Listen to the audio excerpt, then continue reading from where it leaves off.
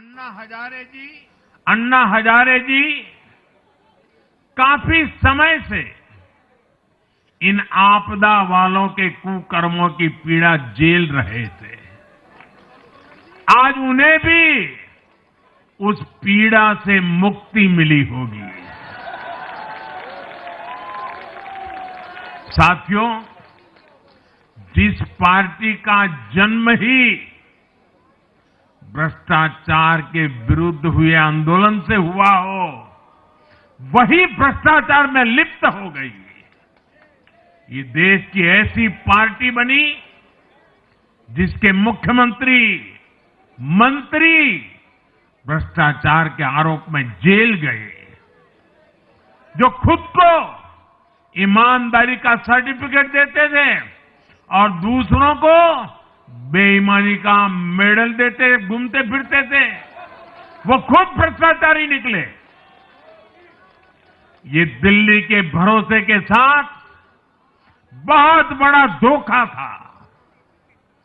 शराब घोटाले ने दिल्ली को बदनाम किया।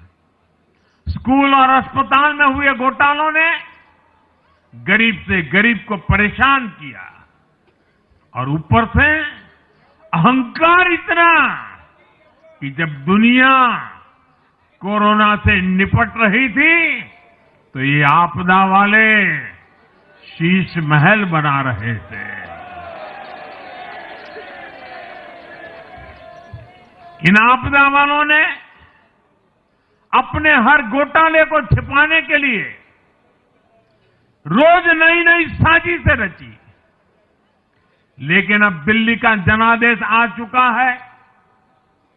मैं गारंटी दे रहा हूं, पहले विधानसभा सत्र में ही सीएजी की रिपोर्ट सदन में रखी जाएगी।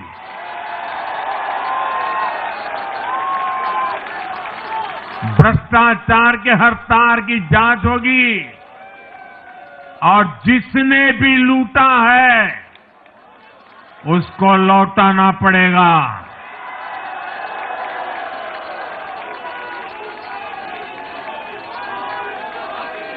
ये भी मोदी की गारंटी है।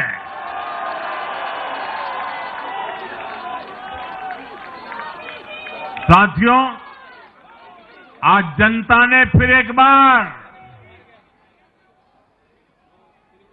कांग्रेस को कड़ा संदेश दिया है। दिल्ली के चुनाव में कांग्रेस ने 0 की डबल हैट्रिक लगाई है। देश की राजधानी में देश की सबसे पुरानी पार्टी का लगातार दिल्ली में 6 बार से खाता नहीं खुल रहा है और ये लोग खुद को पराजय का गोल्ड मेडल देते फिर रहे हैं। सच्चाई ये है कि कांग्रेस पर देश बिल्कुल भरोसा करने के लिए तैयार नहीं है। पिछली बार मैंने कहा था कि कांग्रेस एक परजीवी पार्टी बन चुकी है। ये खुद तो डूबती है, अपने साथियों को भी डुबोती है। साथियों, कांग्रेस एक के बाद एक अपने सहयोगियों को खत्म कर रही है और इनका तरीका भी बड़ा मजेदार है। आज की कांग्रेस अपने सहयोगियों की जो भाषा है, जो उनके एजेंडा है, उसी को चुराने में लगी हुई है। उनके मुद्दे चुराती है, फिर उनके वोट बैंक में सेंध मारती है। यूपी में कांग्रेस उस वोट बैंक को छीनने की कोशिश कर रही है जिस पर समाजवादी पार्टी और बीएसपी अपना हक मानती थी। मुलायम सिंह जी इसको बराबर समझ गए थे। इसी तरह तमिलनाडु में कांग्रेस आज डीएमके की भाषा डबल जोर से बोलती है।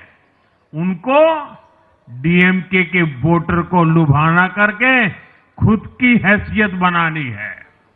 बिहार में भी ये कांग्रेस ही है जो जातिवाद का जहर फैलाकर अपनी सहयोगी आरजेडी का जो पेटेंट है उसी जमीन को खाने में जुट गई है।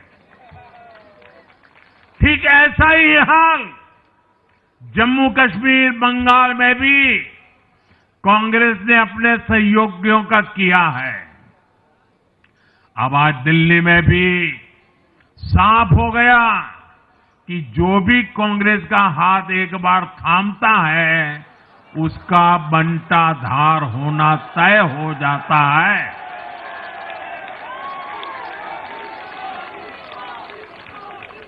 और जो राजनीति का अध्ययन करते हैं उनके लिए मैं आज एक काम छोड़ देता हूं।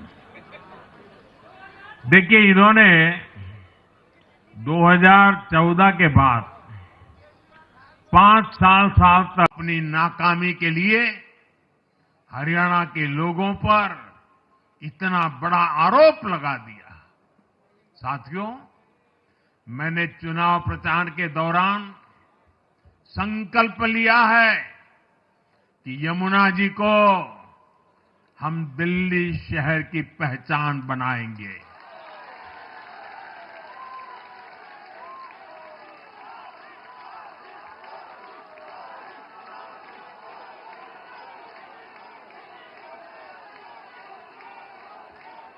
मैं जानता हूं ये काम कठिन है। मैं ये भी जानता हूं ये काम बहुत लंबे समय का है। गंगा जी का देखिए, राजीव गांधी के जमाने से वो काम चल रहा है। समय कितना ही क्यों न जाए, शक्ति कितनी ही क्यों न लगे, लेकिन अगर संकल्प मजबूत है तो यमुना जी के आशीर्वाद रहने वाले हैं।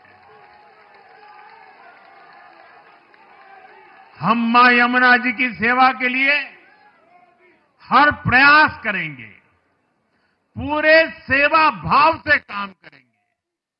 साथियों, ये आपदा वाले ये कहकर राजनीति में आए थे कि हम राजनीति बदल डालेंगे, लेकिन ये कट्टर बेईमान निकले। मैं आज वरिष्ठ महानुभाव श्रीमान अन्ना हजारे जी का बयान सुन रहा था।